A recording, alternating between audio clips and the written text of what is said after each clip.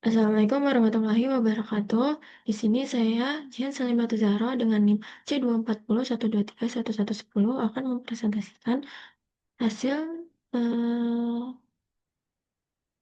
diskusi kami dalam bentuk poster mengenai kultur jaringan makrofita tumbuhan Wolffia sp.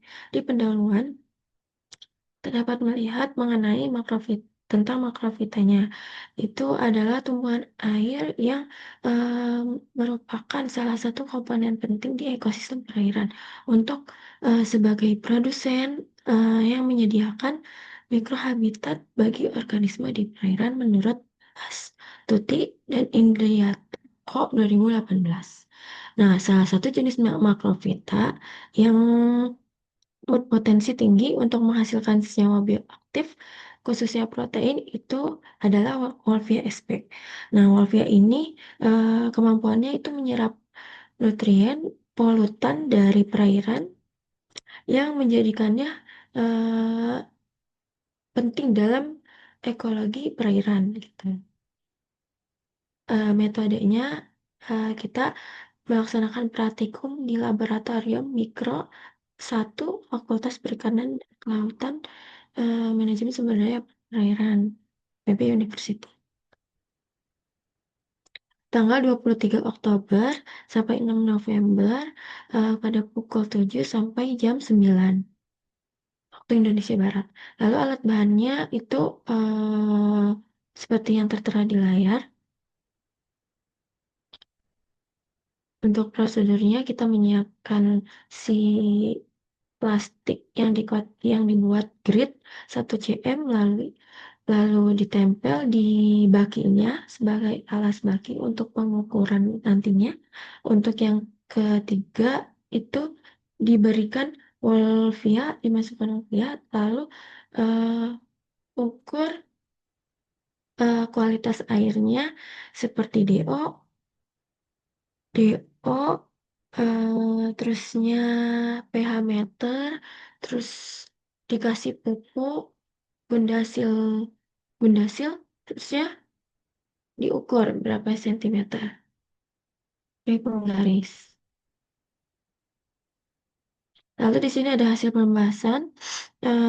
Wolffia ini, Wolffia di kita tuh menurun, yang ditandai karena banyak berkurangnya tutupan serta banyaknya tanaman mati. Ini menandakan kondisi lingkungan ya tempat kita kotor itu tidak stabil. Terusnya keterbatasan intensitas cahaya karena kita itu ketutupan sama label nama sama tanaman kultur yang di atasnya. Kita tempatnya itu di paling bawah. Jadi itu menghambat fotosintesis dan pembentukan biomasa menurut Pasos et al. 2024. Lalu penurunan DO dan pH ini sejalan dengan berkurangnya aktivitas fotosintesis akibat kurangnya cahaya tadi menurut Bahagia et al. 2024. Nah, selain itu alasan berkurangnya tutupan si Wolffia ini, kultur Wolffia kami itu dikarenakan banyaknya jentik nyamuk. Lalu kan jentik nyamuk ini bisa mengurangi nutrien yang ada di dalam si perairan. Jadi eh, tidak stabil dalam keseimbangan ekosistem mikro dan dapat mengurangi ketersediaan nutrien tadi, nutrisi di perairan yang dapat menghambat si perkembangan Wolffianya. Terus ya aktivitas jentik ini itu selain eh, mengurangi si nutrisi di perairan dapat menyebabkan si perairan itu keruh menjadi keruh, terusnya menurunkan penetrasi cahaya, menambah kadar amonia, lalu menurunkan DO yang membuat si Wolffia ini stres fisiologis menurut Martiani et al. 2023. Lalu penurunan suhu dan intensitas cahaya setelah hari ke-8 itu berdampak pada penurunan drastis. Jadi si mana Hari ke-8, penurunan pada pertumbuhan Wolffia menurut Toha et al. 2021. Hari ke-8 itu ya itu eh, menurun ya.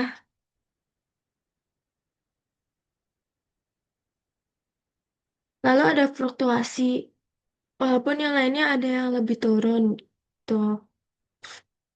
Tapi eh, tapi itu berarti di hari ke-8 itu mulai lebih turun lagi biomasa si Wolfia-nya.